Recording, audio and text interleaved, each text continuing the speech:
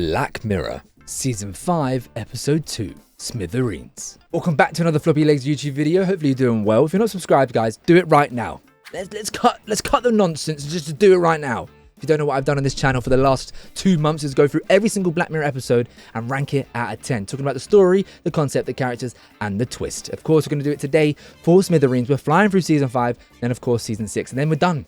What am I going to do after that? I don't know. Let me know in the comments down below. Also, let me know what you rate this episode out of 10. Let's get into it. Spoiler warning ahead. We're introduced to Chris, who's working in this world's version of Uber. He picks up somebody and he asks them, do you work at Smithereens, the tech company that's the building next to where he picked her up from? She says no. He looks disappointed. We don't know what that's about at this moment in time. He's also getting flashbacks to a certain dark road. Again, we don't know what that's referring to just yet. We see him then next in a group counseling sort of bereavement session where he doesn't talk, doesn't get involved, he just sits there and listens. We see him listening to the mum who's talking about the loss of her daughter who took her own life. And they end up talking, they go for a drink, and then they go back to her place. And after this, we see her go to the computer. She hears a ding and she gets up and runs over to try 3 passwords to log into her late daughter's social media accounts. And this was very interesting. First of all, before we go into anything, it's very clear this episode is literally 99% about technology, the problems with it, the impacts of it, everything you can think about. And this happening very early on makes you forget what it's like at the beginning when you see the rest of this episode. But when you look back on it, you think that poor mother, okay, you've already got to deal with the fact that she's lost her daughter in that way, especially, but she is now consumed by this venture to find this password. You know, every day when she hears that alarm, she's up like a jet engine. She's on it to try her luck with those 3 passwords. She's tried countless attempts and things like that. It's really sad to see in that way as well. And then of course we see Chris pick up another person. It's the intern Jaden from Smithereens, and once he finds out he's from the company that he wants them to be from, he then starts his mission. Okay, we can clearly see something's up. He also then clearly makes it clear that something's up when he says that there's a traffic incident, we've got to go a different route, and we can see on the phone that that's not the case. But Jaden don't have a clue because he's too busy looking at his screen. He doesn't even know that he's getting kidnapped. He then bags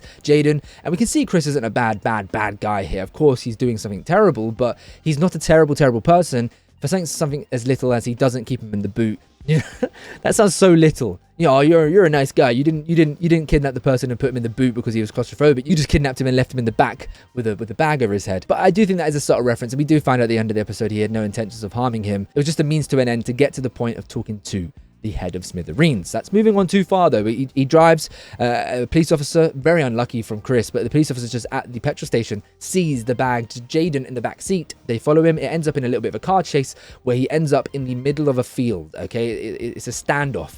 He's staying in the car with Jaden while the police and everyone else comes along. Little subtle reference, the deputy police officer that comes through here is the same actress that plays in Lock Henry. I thought that was quite interesting. I love when there's a little, because it's all done for a reason, man. Charlie Brooker don't do nothing for nothing, you know? He's brought this person in. There's something being said there. Maybe it's because what her character's like in that episode is so opposite. I don't know, but we'll go into that when we get to Season 6. So Chris is there. He's talking to Jaden saying, I need to talk to Billy Bauer. He's like, I'm an intern, mate. I've been there for a week. He's like, we've got to work from the bottom up.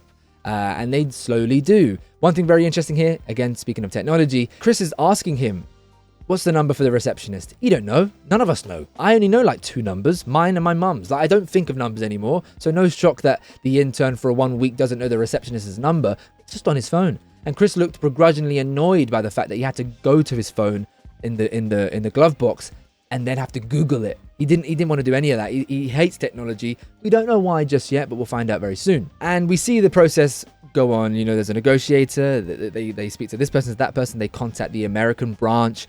You know, the COO, like not the owner, not Billy Bauer, but she's talking. And it's just a long FBI involved. Like, it really just progresses. And it's funny how it's like a bottom-up approach. It's like very slowly.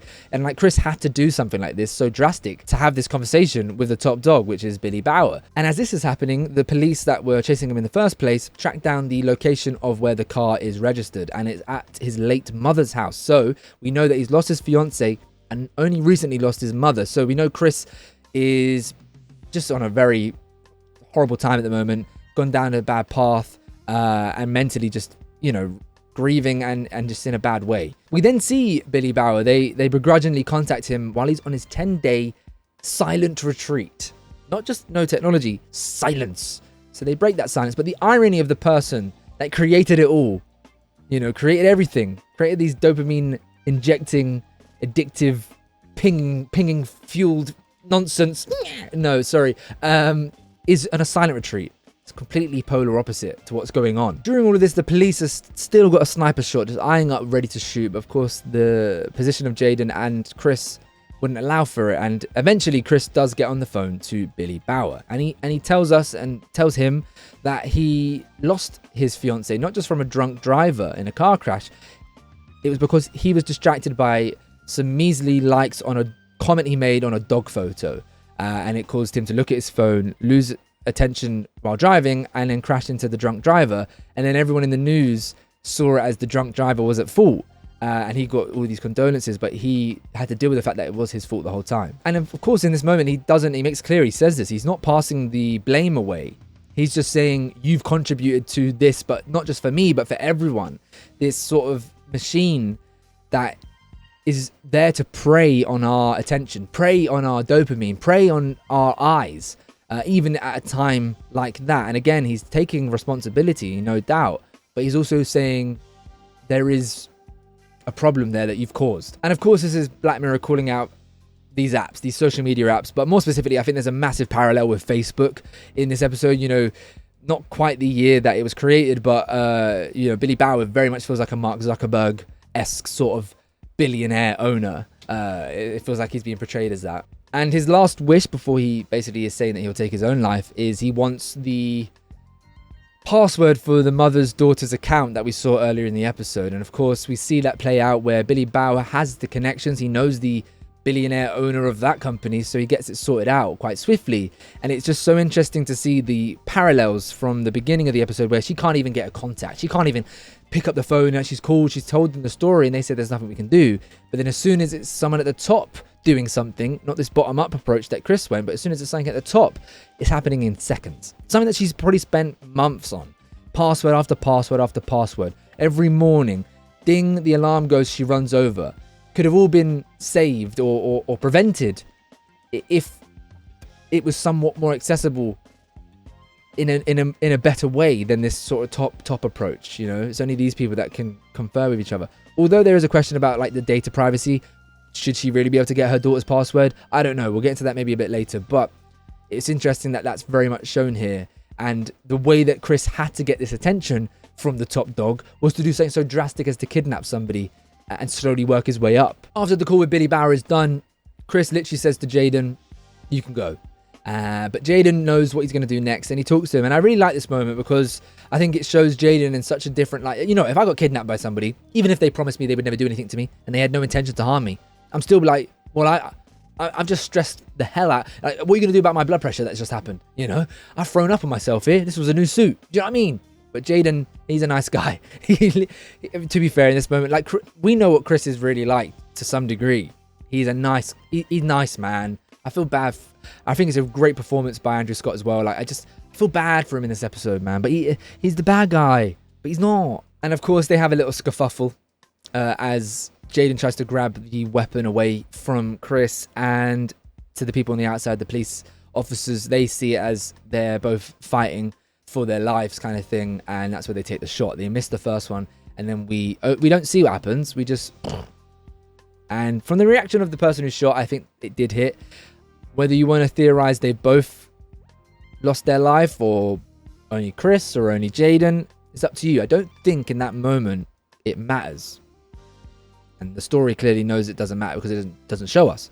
I think what matters in this moment is gunshot. It's a very final moment. It's a very, it's the lead to somebody's end of life. It's done, done. And I don't know if that's like somewhat mentioning a gunshot for the mother.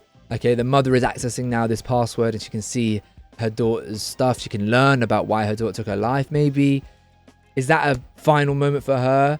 And there's also a little contrast to Billy Bauer, who you know, when the gunshot goes off, obviously you can imagine it will get hectic, it will get louder or whatever. Goes back to his silent retreat and closes his eyes. And it's like this idea that he obviously speaks earlier on about the fact that he no longer has control over this. It's a machine that's just going above him now. There's a team, there's the team for this, team for that. He's just the head of it.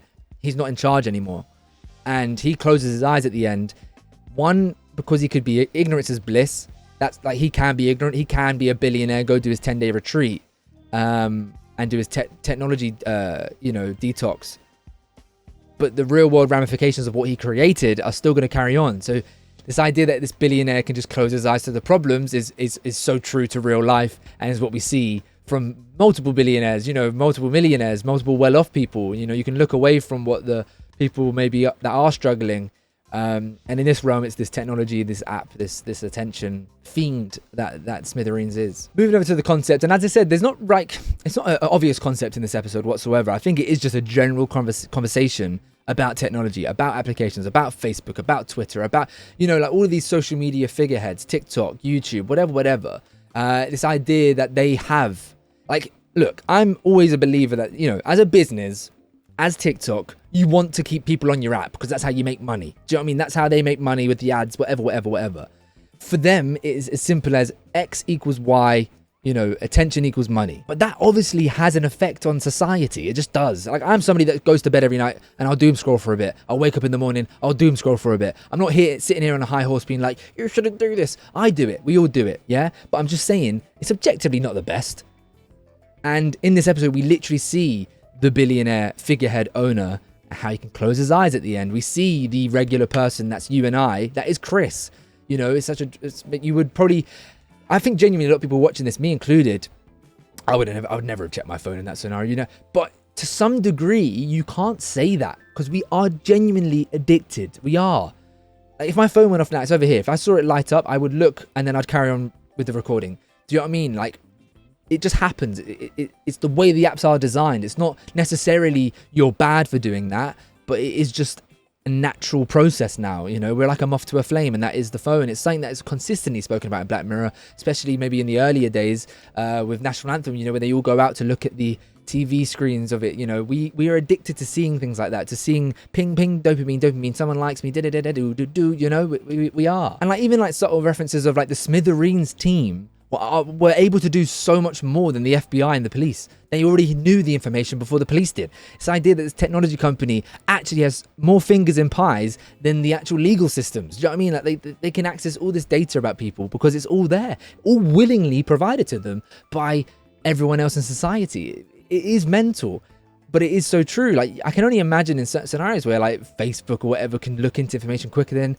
the local police department. There's also the conversation about the misinformation that was spread potentially of, they overheard on the call, and then that kid that was riding the bike overheard that the gun wasn't real, tweets it, now that information spreads. Obviously the gun was real, but another message in reference to social media and how misinformation can spread in an instant. The music playing throughout the majority of this episode, Can't Take My Eyes Off of You, is just a obvious sort of like reference to not being able to take your eyes off your phone. And what I really thought was interesting was Chris in this scenario is a hostage scenario. Yeah, he's got Jaden as a hostage.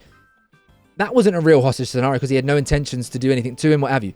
The real hostage scenario is Chris and the everyday person, us, to our phones. Chris is a hostage to Smithereens. We are a hostage to our phones. We are. They've no matter what you say, your phone has got you by your little finger. Whether it's you take your time away from your phone, what are you going to do when you go away from your phone? I'm going here to my PC, or you're going to your TV.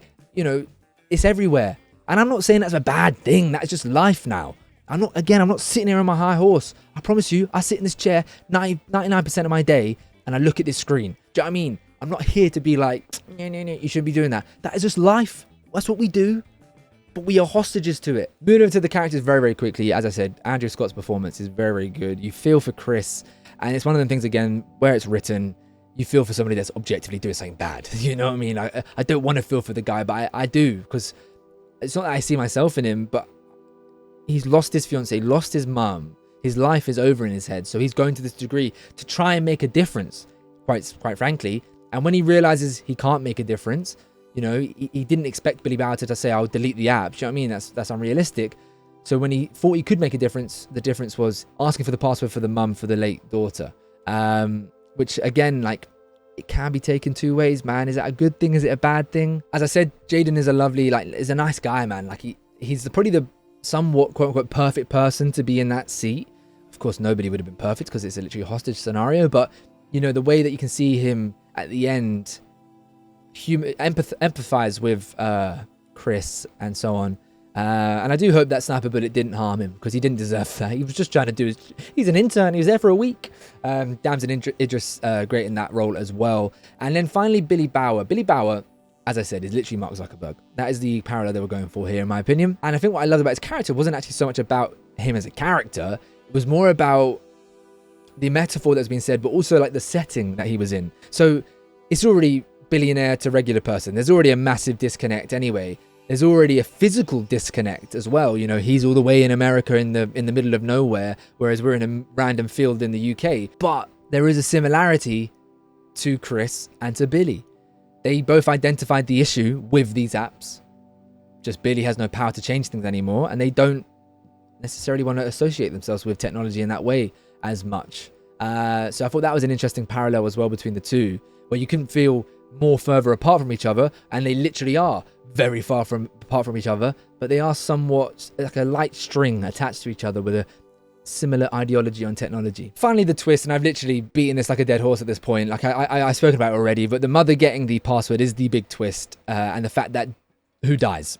Do they get shot? What happened with that sniper shot? I'm leaving that to you. I've kind of said my piece on this already. Do you think it was a good or bad thing that she got the password? Do you think either of them got hit? Do you think they both got hit? Do you think Chris dies? What do you think in the comments down below for the twist? I don't know for sure, but I can agree with everything in this scenario. And yeah, I just think the fact that one of the final shots is probably the final shot, isn't it? I believe it's Billy Bauer closing his eyes, and I think that was just beautiful. You know, when I think about film and TV and things like that, you know, like how a shot's done or whatever, that the framing, the decision making by the director and the writer, whatever. I see it and I'm like, I don't know if I would have thought of that, but of course, that's such a brilliant ending. He's closing his eye, not just on the situation around him. He's not just going back to his noise retreat. He's closing his eyes. His ignorance is bliss. He's done, man. He's tapped out. He can live his high life and not care about the regular person and the ramifications of the thing that he created. All right, it's that time of the video where I tell you what I rate this episode out of 10. I can reveal I rated Smithereens a 7 out of 10. And I actually think Smithereens is probably one of the most not spoken about, underrated, gone under the radar episodes of Black Mirror. Yes, 7 out of 10 isn't the upper echelon. I think some bits are maybe slow in this episode, but the acting performances are fantastic. The actual concept obviously isn't great, but the message that we're trying to get across here is fantastic, and it's done in a very interesting way. I enjoy it. But if I asked you to name your top 10, I don't think anyone would have Smithereens, but it definitely ain't out of the equation. Do you know what I mean? I could probably bump it to an 8 if I was feeling a little bit sprucey. Remember when I first watched it, maybe an 8. But I had watched this one before. Let me know what you think in the comments down below. Here it is amongst all the other episodes that I've rated so far. If you want to see what I actually think about these episodes, click the playlist, man. Check them all out. I've gone through every single episode. It'd be perfect if you actually rewatch the series as you go and leave a comment on every one what you think of the episode after you've watched it and rewatched it. Thank you for coming through. I've been Floppyleggs, and I'll see you when I see you.